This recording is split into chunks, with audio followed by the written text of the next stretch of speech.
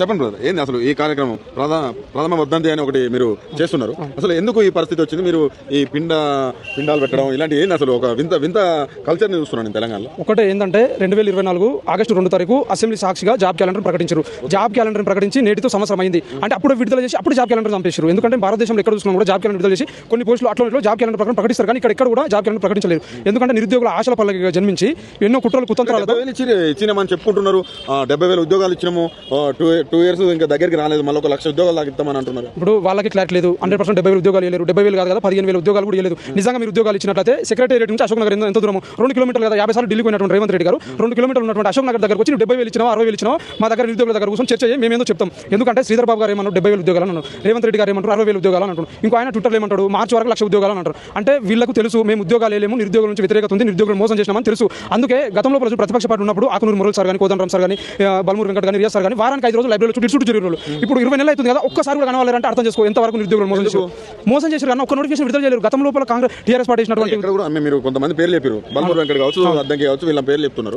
వాళ్ళు ఎక్కడ కూడా మీరు 2,00,000 ఉద్యోగాలు ఇస్తామని చెప్పలేదని చెప్తున్నారు ఇంటర్వ్యూలలో. వాళ్ళు ఇప్పుడు చెప్పిన కదా కాంగ్రెస్ పార్టీ అంటే డైలాగులు మీడియం ఉంటే ఏదో మాట్లాడతారు. డైరెక్ట్ నిరుద్యోగుల దగ్గరకు వచ్చి మాట్లాడితే ఏదో తెలిసిపోతుంది కదా. మొన్న అద్దంకి దగ్గర వచ్చిండు, మేము అన్ని క్వశ్చన్లు వేసినాము, ఆన్సర్ చెప్పలేకపోయింది, వెళ్ళిపోయిండు. ఇప్పుడు మీడియాలో అంటే ఏది పెద్ద మాట్లాడచ్చు, కానీ నిజంగా అశోక్ నగర్ దగ్గరకు వచ్చి ఇప్పుడు ఎందుకంటే బల్మూరు వెంకట రియాజ్ సార్ వీళ్ళందరూ గెలిస్తే మేము మా భుజాలు మేము మోసిన వాస్తవానికి. ఇప్పుడు గతం లోపల మేము కాంగ్రెస్ పార్టీకి ప్రచారం చేయకపోతే ఈ రోజు కాంగ్రెస్ పార్టీ ఉండేదా? 2 నెలల వరకు కాంగ్రెస్ పార్టీ అధికారంలోకి వస్తుందని చెప్పి ఎవరు కూడా ఊహించలేరు. నిరుద్యోగులందరం కూడా వీళ్ళందరూ లైబ్రరీ దగ్గరకు వచ్చి ఏమన్నారంటే ఊళ్ళకి వెళ్ళండి, తల్లిదండ్రుల కాలు మొక్కండి, కాంగ్రెస్ పార్టీ అధికారంలో వస్తే ఏడాదికి 2,00,000 ఉద్యోగాలు ఇస్తామని చెప్పి ప్రతి పేపర్ కూడా 10 సంవత్సరాలుగా అణచివేయబడ్డ నిరుద్యోగులారా కాంగ్రెస్ పార్టీని అధికారంలో తీసుకొస్తే 100% సంవత్సరంలో 2,00,000 ఉద్యోగాలు ఇస్తామని చెప్పారు. మరి ఇక్కడ 2,00,000 ఉద్యోగాలు సరే, నువ్వు 70,000 అంటున్నావు కదా, ఇంకా 1,30,000 ఉద్యోగాలు అవుతున్నాయి కదా, ఆవిడ గురించి అన్న మాట్లాడాలి కదా.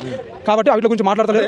ఇట్లా కార్యక్రమాలు చేసే వాళ్ళు కావచ్చు, ఇట్లా ధర్నాలు చేసే వాళ్ళు కావచ్చు, మా ఉద్యోగాలు మాకు కావాలనే వాళ్ళు మొత్తం చదువు రాని వాళ్ళు, చదువు వచ్చిన వాళ్ళు లైబ్రరీలో ఉన్నారని రేవంత్ రెడ్డి కావచ్చు, ఆయనకు సంబంధించిన నాయకులు కావచ్చు అంటారు. వాళ్ళకి ఏం చెప్తారు మీరు? చదువు రానుళ్ళు అయితే ఎవరైతే అంటున్నారో మేము చదువు రానుళ్ళమే కదా కాంగ్రెస్ పార్టీని అధికారం తీసుకొచ్చినాం, మేమే కదా బస్సు యాత్రలు చేసి కాంగ్రెస్ పార్టీ ఓటైనా తల్లిదండ్రులు కాలు మొక్కినాం. చదువు రానుళ్ళు అని వాళ్ళు ఇట్లా ఏదో నిరుద్యోగుల మీద బురద చల్లి ప్రయత్నం చేద్దామని ఉద్దేశంతో మాత్రమే చదువు రానుళ్ళు అని అంటున్నారు తప్ప అది వాస్తవం కాదు. 100% వాళ్ళు తిరుగుతలేరు, నిరుద్యోగులకు ముఖం చూపెట్టలేకపోతారు. ఇప్పుడు అశోక్ నగర్ నుంచి 20 నెలల నుంచి వీళ్ళు ఎవరు కనిపిస్తలేరు అంటే వీళ్ళు ఎంత ఘోరంగా నిరుద్యోగులు మోసం చేశారు అనుకోవచ్చు. ఇప్పుడు వాళ్ళు ఏమంటారు, వాళ్ళు కోవట్లు వీళ్ళకి చదువు రాదు అది అంటారు కదా. నిజంగా మాకు చదువు రాదంటే నేను ఓపెన్గా చెప్తున్నాను, గతం లోపల నేను ఇప్పుడు గ్రూప్ 2లో 5,000 ర్యాంక్ వచ్చింది, గ్రూప్ 3లో 7,000 ర్యాంక్ వచ్చింది. నేను కాంగ్రెస్ పార్టీ నాయకుల మాటలు నమ్మి ఊళ్ళలో 3 నెలల నుంచి ఊళ్ళలో తల్లిదండ్రులు కాలు మొక్కి వాళ్ళని ప్రాధేయపడి కాంగ్రెస్ పార్టీకి ఓటేయండి అని చెప్పకపోయి అదే 3 నెలల ప్రిపరేషన్ అంటే ఈ రోజు నా మెరిట్ లిస్ట్లో ఉండి నా గ్రూప్ జాబ్ వచ్చేది. ఎవరైతే కోవట్లు కానీ వాళ్ళకి చదువు రాదని కానీ అంటారో వాళ్ళు జస్ట్ వీళ్ళు మాట్లాడుతారు, వీళ్ళకి మేము మోసం చేసినా వీళ్ళ మీద ఏదో బుద్ధి చల్లితే వీళ్ళు మాట్లాడుకుంటారు.